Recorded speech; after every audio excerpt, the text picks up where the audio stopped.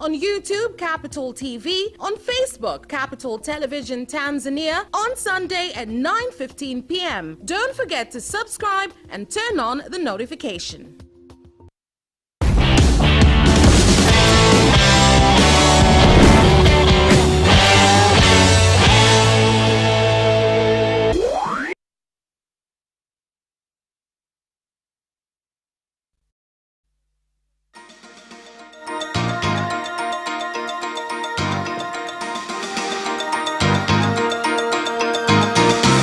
Capital News tonight. The 12th Parliament meeting has commenced in Dodoma after Job Ndugai was sworn in as Speaker. 3 people are killed after an elephant attack in Tunduru District, Ruvuma region.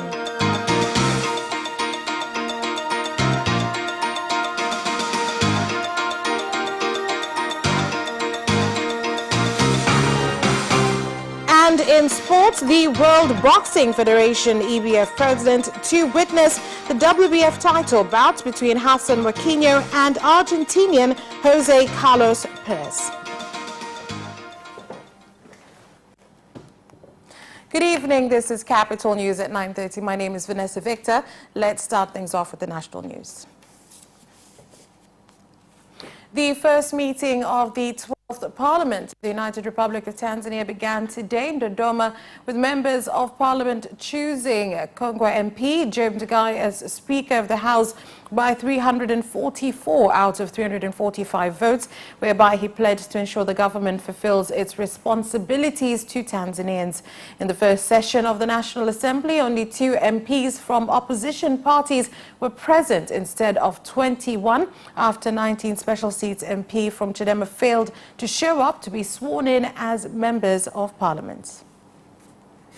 Kwa moyo wangu wote na kwamba nitaihifadhi, nitailinda na kuitetea katiba ya Jamhuri ya Muungano wa Tanzania kwa mujibu wa sheria iliyowekwa. Ewe Mwenyezi Mungu nisaidie.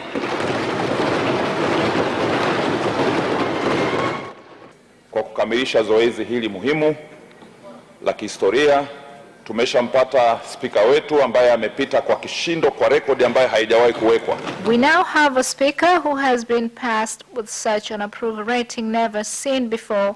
Honorable Job Ndugai is the Speaker of the United Republic of Tanzania House of Parliament. Kazi yetu haitakuwa nyepesi. Our job will not be easy. Our house must have positive results for the development of Tanzanians. Plans for this country will pass through here, so is the national budget and laws, new ones and amended. Nguvu na kazi tuliyokuwa nayo katika kuwahudumia watu wa Bukombe tutaiendeleza kuanzia hivi sasa. We will carry on with efforts to serve the people. We are lucky that Honorable President has brought in a lot of funds for development. Ridhaa ya kuweza kuingia huku. Binafsi kama kijana, I will make sure that I speak on behalf of my fellow young people. Nitahakikisha kila kile ambacho kimeahidiwa katika ilani ya uchaguzi ya chama. And with commencement of the 12th Parliament meetings in Dodoma, some residents have given views and expectations on what they expect from members of Parliament who made the cut. As a Dodoma resident, one area that is of interest to us is formalization of settlements. Tumeona hata kwenye kampeni Mheshimiwa Rais Honorable President said that once we elect CCM MPs, they will be made accountable. So in this regard, they will work hard in their constituency. Watafanya kazi katika majimbo yao.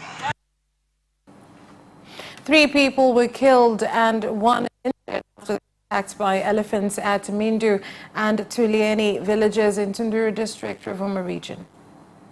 Aliuawa kuwa ni Jamila Mchopa mwenye umri wa miaka 47. Those who have died are Jamila Mchopa, aged 47, Justin Mchopa, aged 54, an elderly man, aged 78, and Stefano Joseph. They surrounded a herd. Process of restructuring operation system of Zanzibar's defense forces so as to make them more efficient. President Dr. Mwinyi said this when meeting with the National Defense and Security Committee at State House.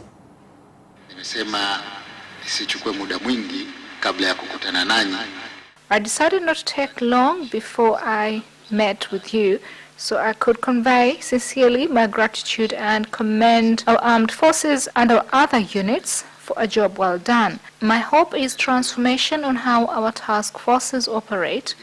Of course, I will come back later so we can speak about this.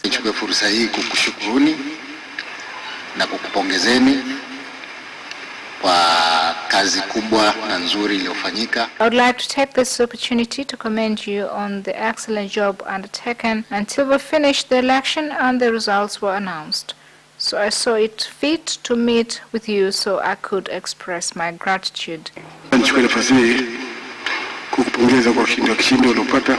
would like to take this opportunity to congratulate you for your outstanding victory, which was because of your policies and acceptance.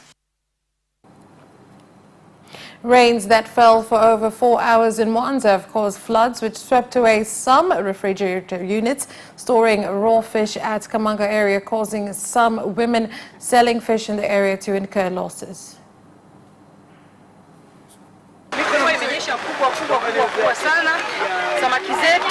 There was just too much rain.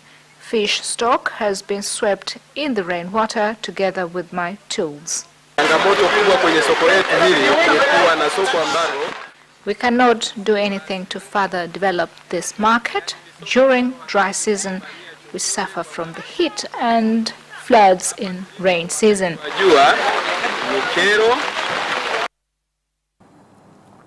The president of Komoro, Azali Assoumani, has commended the government of Tanzania for conducting elections that were peaceful, free and fair.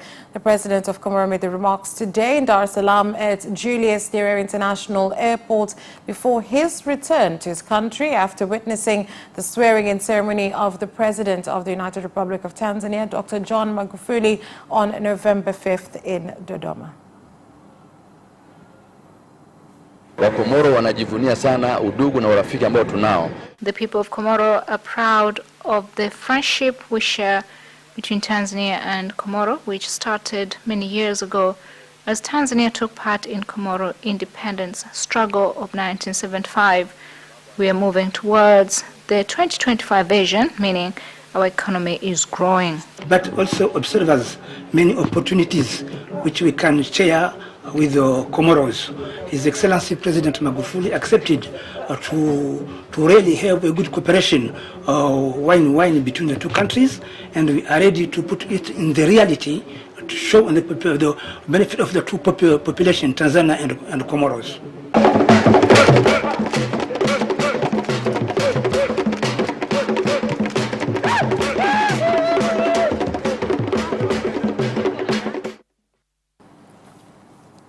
And while President Dr. Hussein Mwinyi of Zanzibar is expected to address the Council of Representatives for the first time on Wednesday, the Council has today unanimously chosen Mgeni Hassan Juma as a Deputy Speaker of the Council. I humbly ask delegates and Honorable Speaker to vote for me so I continue to carry out my duty as the Deputy Speaker.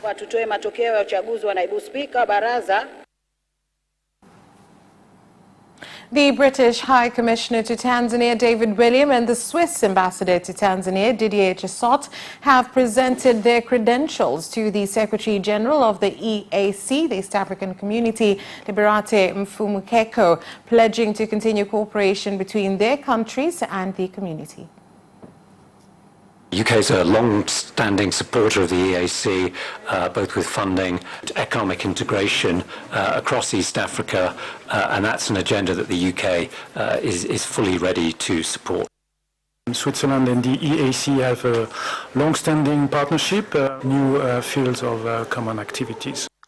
Been a long-time partner of the East African Community. We have been doing a number of activities together. Very soon our teams will be meeting to actually see exactly how we can give a new dimension to our cooperation in areas in which we are already cooperating, but also eventually in some new areas. Serengeti National Park has won the award for the best national park in the African continent 2020 for the second year in a row. The awards were announced on November 9th this year by the World Travel Awards from the United States via the internet. Hifadhi ya Taifa ya Serengeti imeteuliwa au kushinda tuzo ambazo huandaliwa na taasisi ya World Travel Awards ya nchini Marekani na kuibuka kidedea kuwa hifadhi inayoongoza kwa ubora kabisa katika bara la Afrika baada ya kushindanishwa na hifadhi nyingine kadha wa kadha katika bara la Afrika. And that is the end of the national news. International news is next.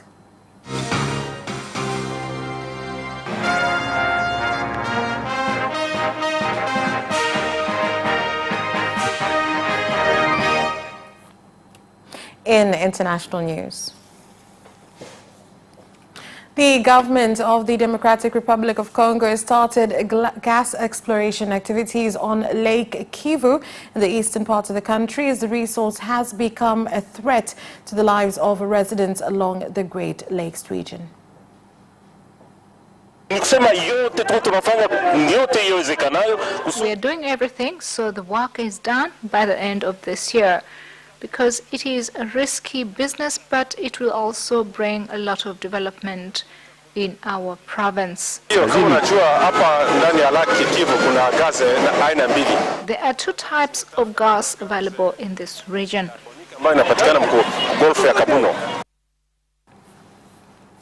Presidential campaigns in Uganda have entered into the second day, with poverty eradication being a key agenda as the candidates pledge to create employment opportunities if elected to lead the country.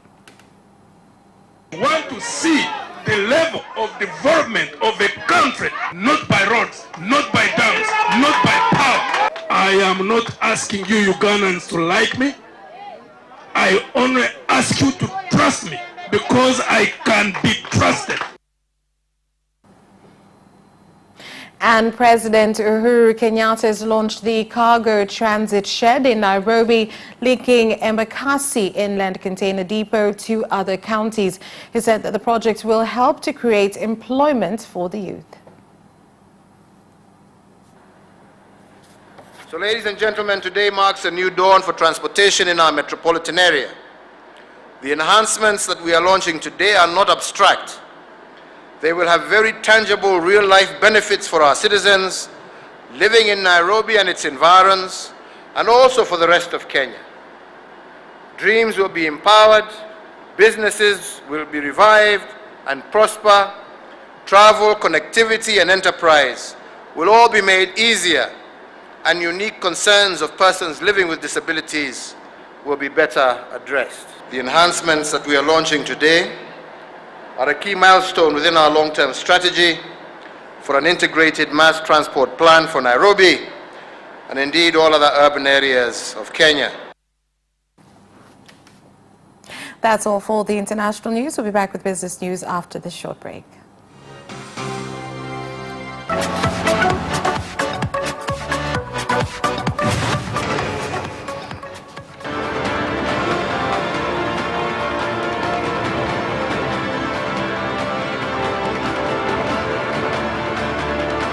Watch Business Edition as we talk to business leaders and experts in sectors that are transforming Tanzania's economy.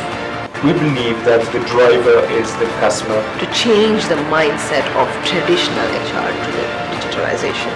Make sure that everybody can get some access to financial services. And once we understand the vision of our leaders, we then need to be behind them and help them in achieving that vision. Business have involved mercantile operations, trade guilds, or shared agricultural production, infrastructure, construction, financial sectors, tourism, and mining. Business Edition on Friday at 8:15 p.m.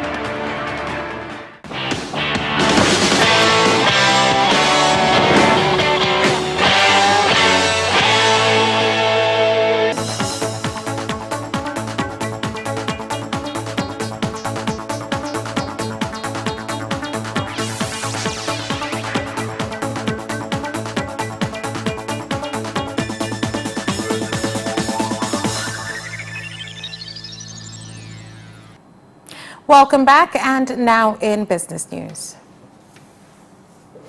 Shortage of cement in some wholesale and retail shops in Dar es Salaam has led to closure of some shops, a situation that has affected those in the brick-making business. I've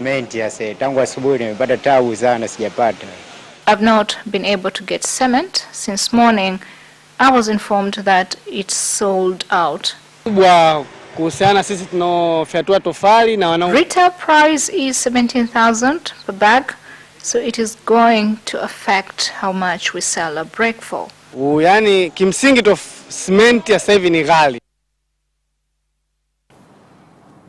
Tanzania Revenue Authority TRA in Manyara region has warned unscrupulous entrepreneurs who have been submitting false revenue reports to the authority that stern legal measures will be taken against them. Ninawaomba kujiepusha na taarifa za udanganyifu hasa katika. I urge you to stay away from misleading information. Given that a lot of information now is relayed electronically, it is unlawful to give out false information. Akiukweli yule anapofanya vile ni kosa. Whoever is behind it must understand that it is wrong to do so. Anazulumu nchi, anasababisha nchi isiwe na maendeleo. Maendeleo manake kodi inahusika kwenye mambo mengi.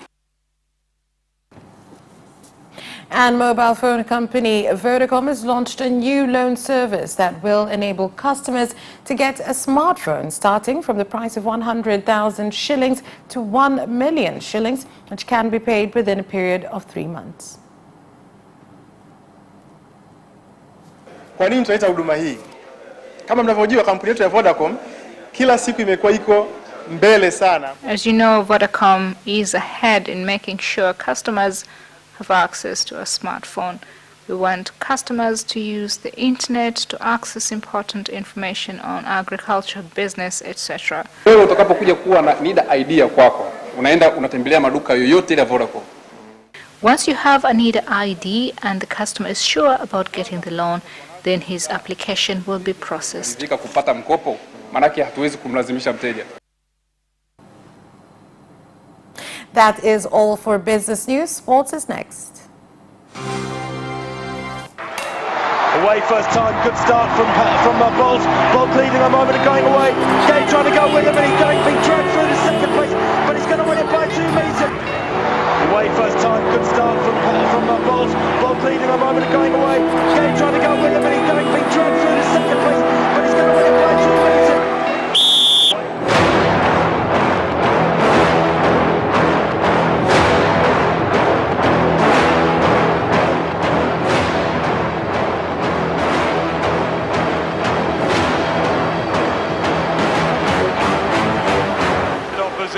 Joaquinho, he did lose to Lendl.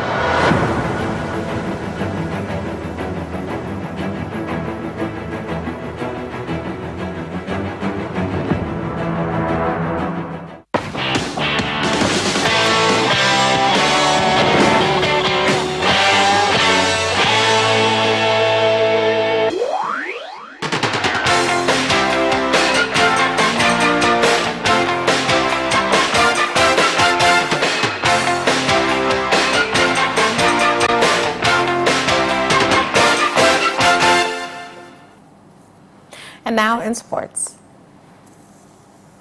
The World Boxing Federation WBF president will arrive tomorrow to witness the Continental Championship WF title bouts between Tanzanian Hassan Mwakinyo and Jose Carlos Perez from Argentina.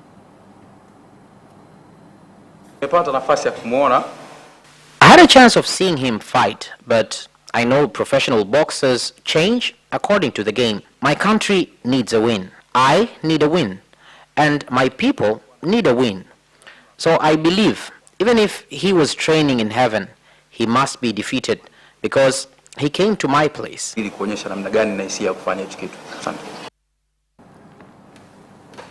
And boxer Eid Pialali says despite losing by unanimous decision in Russia, he has gained experience as he prepares to fight Arne Tinampe from the Philippines on November 28th in Dar es Salaam.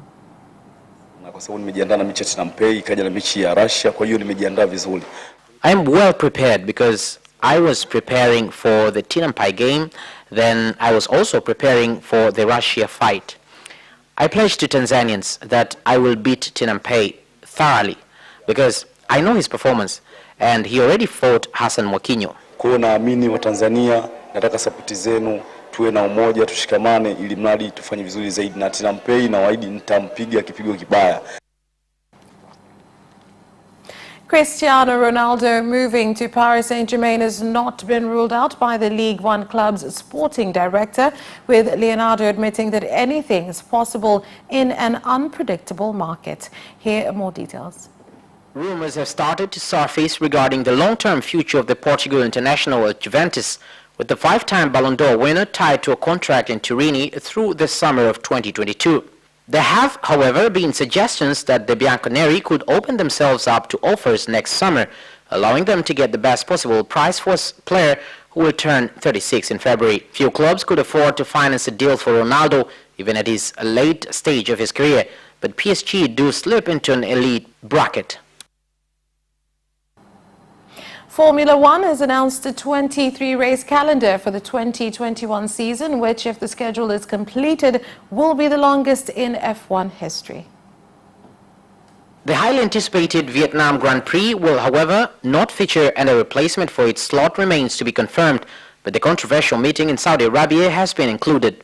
Formula One has previously held a maximum of 21 races in a season, and this calendar represents the most ambitious plans yet by owners Liberty Media. The sports CEO, Chase Carey, was optimistic that having so far successfully managed a 17-race season in 2020 despite the pandemic, next year will represent a return to normality for the sport, including having fans attending races. And Paris Saint-Germain sporting director Leonardo has confirmed the club has started negotiations to extend the contracts of Neymar and Kylian Mbappe. Here's more. Toward them with new deals. Neymar and Mbappe, who joined PSG from Barcelona and Monaco respectively in 2017, are currently under contract until the summer of 2022. Brazil international Neymar has regularly been linked with a return to Barcelona, while France forward Mbappe is routinely touted as a target for Real Madrid. And that sports item ends our news bulletin. On behalf of everyone who worked to bring you this bulletin, my name is Vanessa Victor. Thank you for watching. Have a good night.